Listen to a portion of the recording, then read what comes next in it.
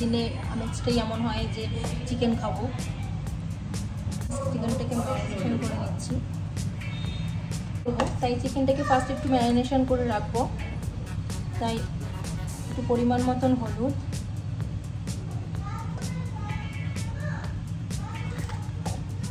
একটু just colour আনার জন্য কাশ্মীরি লঙ্কার গুঁড়ো, এটাতে ঝাল হয় না, এটা কালারই আসে, অল্প করেই দিলাম। একটু নুন দেবো, নুনটা এখন অল্প করে দিচ্ছি, পরে আবার লাগলে পরিমাণ মতন দেবো। একটু সর্ষের তেল দিচ্ছি। আমি আদা রসুন পেস্ট করেও এখানে করি, আগে পেঁয়াজ পেস্টও মাখাতাম।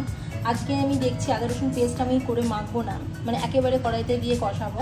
আজকে জাস্ট একটুখানি দিয়ে ম্যারিনেশনটা করছি, দেখি কেমন হয়। আমি আদা রসুন পেস্টটাও দিই, কিন্তু আজকে এরকম আমি এরকমভাবেও করেছি, এটাও ভালো লাগে।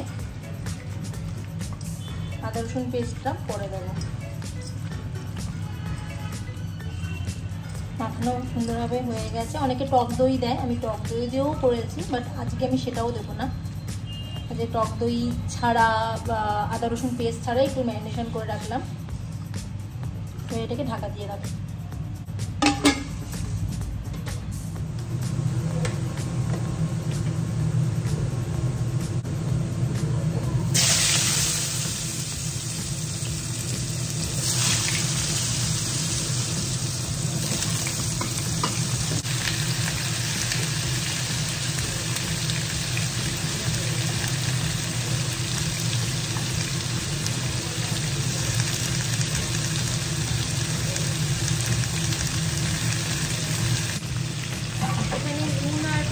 আলুটাকে ভেজে নিচ্ছি,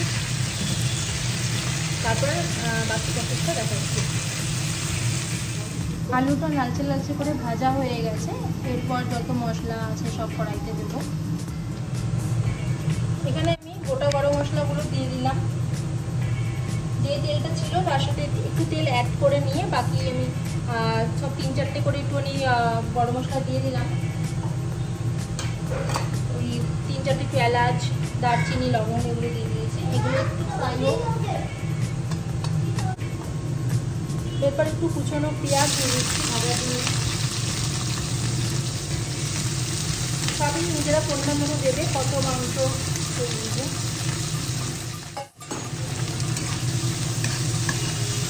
পেঁয়াজটা একটু লালচে লালচে ভাজা হবে,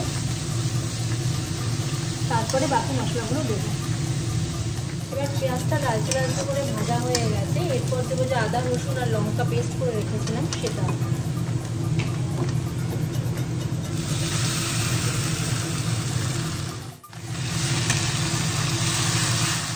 একটুখানি হয়ে গেলে, এখন আদা রসুন পেস্টটা সবে দিলাম, একটুখানি হয়ে যাক, তারপরে এর মধ্যে মশলাগুলো দিয়ে দেবো। লো ফ্লেমেই করবে।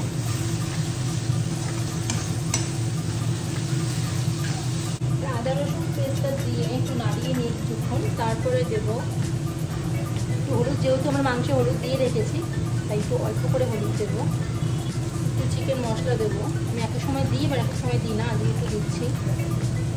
অল্প করে দিচ্ছি, কারণ ওখানে আবার দেওয়া আছে, যদি লাগে পরে দেওয়া হবে। নুন এমন একটা জিনিস বেশি হয়ে গেলে ব্যাস পুরো রান্নাটাই বেকার। ওখানে আমি কাশ্মীরি লঙ্কার গুঁড়ো দিয়ে দিলাম কালারের জন্য, আর এখানে লঙ্কা যদি খুব কম দিয়েছি, একটুখানি লঙ্কার গুঁড়ো দিলাম, আমরা কেউ ঝাল খাই না।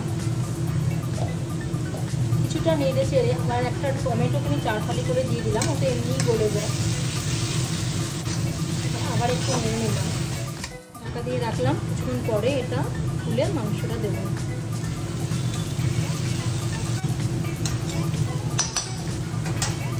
এবারে দিয়ে দেবো যে চিকেনটা ম্যারিনেশন করে রেখেছিলাম সেটা ঢেলে দেবো।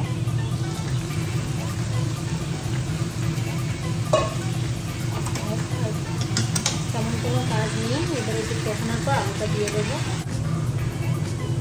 মাংসটা অনেকটা সেদ্ধ হয়ে গেছে, এবারে আমরা আলুগুলো দিয়ে দেবো।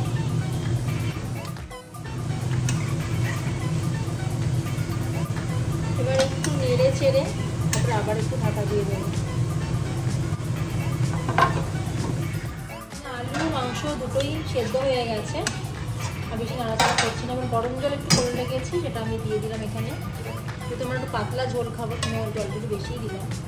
এবারে ফুটলে জাস্ট লাস্টে গরম মশলা দিয়ে দেবো। গ্যাসের ফ্লেমটা একটু বাড়িয়ে দিলাম। আমাদের রান্না কমপ্লিট। এবার লাস্টে একটু নামাবার সময় গরম মশলা দিয়ে দেবো।